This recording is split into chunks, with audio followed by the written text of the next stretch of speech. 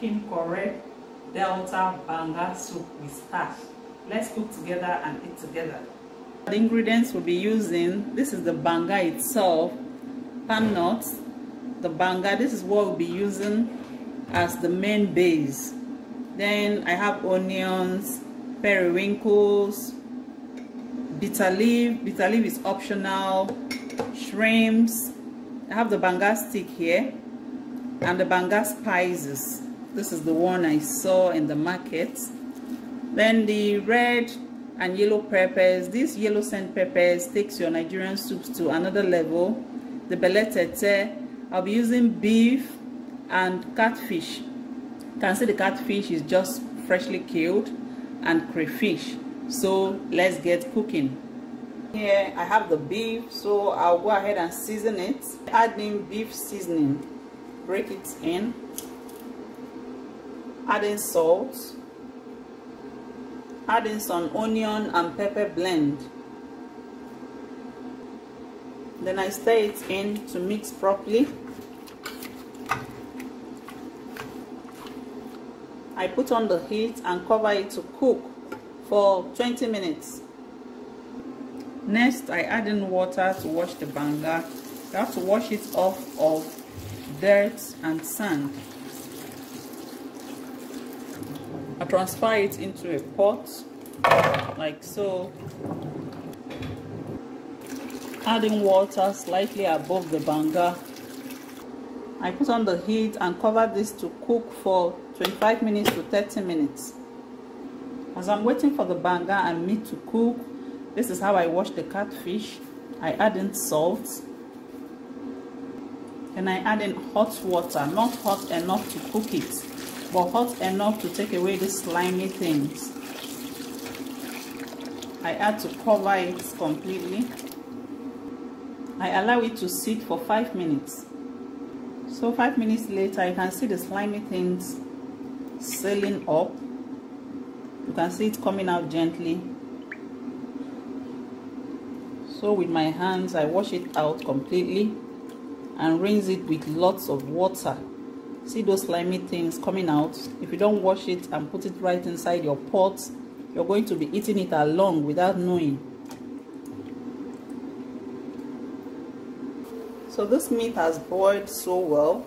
If you observe, I didn't add any water. I didn't want extra water for the Banga soup, so I'll just gently stir it in and I'll take it off from the heat. Let's check on the Banga. Here it is. To check if it's done, I just pick one like this. Then I touch it and it's soft now. So I'll take it off from the heat. Here is my mortar and pestle and the Banga. So I scoop it in. You can use your food processor if you so wish, but I want to use my mortar for this. It's obvious I will go twice for this, and it's important to pound it when it's still hot so that the oil, you can extract the oil. I have to keep pounding it like this. So this is almost ready. You pound it in such a way that you do not break the kernels, but you extract oil from the shaft. You can see. Here is my Banga, well pounded. So I add in hot water, not too much. I don't want to add a lot of water and use electricity or gas to cook it dry. So I stir it in. This hot water will extract all the oil in there. Just look at it, just turn it in and it melts the oil in the Banga. I've turned it in enough for this first time. So I'll pour it into this sieve basket and the oil will drain in. I stir it in here for the oil to come out. Oil will not come out at once. I do this twice. I don't like adding a lot of water, and I use hot water for this.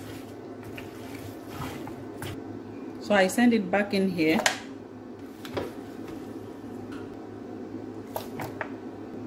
And I add in more hot water and repeat the same process. I turn in the hot water to extract more banga juice. You can see I've extracted all the banga juice out. These are the pan kernels. So go ahead and start cooking it.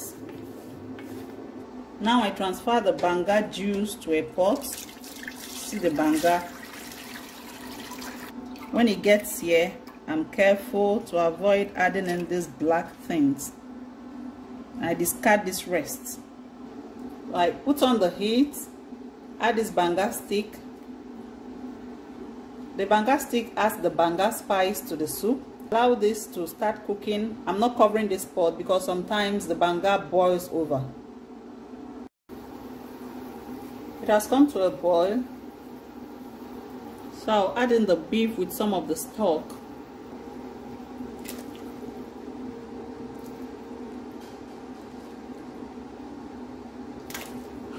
I stir this in. If you remember, I just boiled the beef, I seasoned it, and I didn't add water, so I don't have to cook this for too long to thicken. So I add in the onion, pepper, and crayfish blend. I add in the banga spice.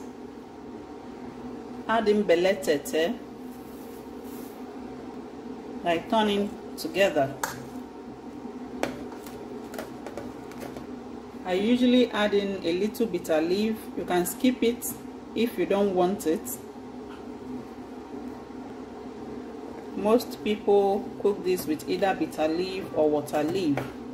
So I'll allow it to cook now so that the meat can get tender enough. If you remember, I didn't add a lot of water, so it wouldn't take time to thicken this process. I'll allow it to cook. This has thickened well enough. My kitchen right now is smelling banga soup, banga soup. So now I add in beef seasoning. I add in salt. I stir them in. Your seasoning at this point should accommodate the fish that is coming in, the fresh catfish. Then I add in the fish.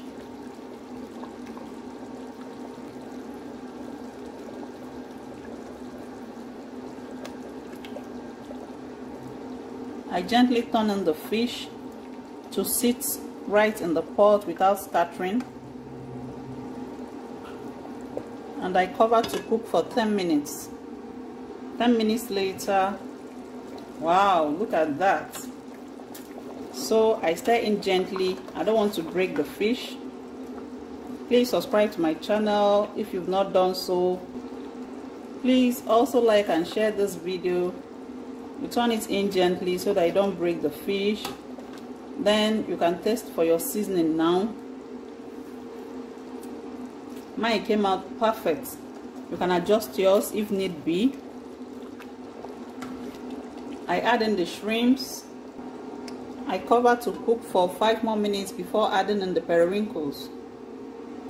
5 minutes later, the last ingredient I'll be adding will be the periwinkles, because the periwinkles doesn't need to take long to cook. So I stir it in,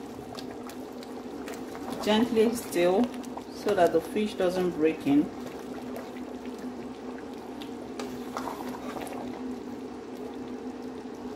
I'll cover to cook for 2 minutes.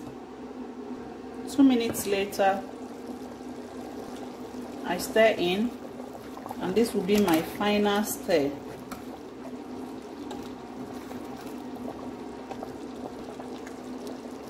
You can serve this in your clay pot. It adds additional flavor to the banga soup. Our banga soup is ready. I'll be doing justice with it with this starch. Thank you for watching, and see you in my next video.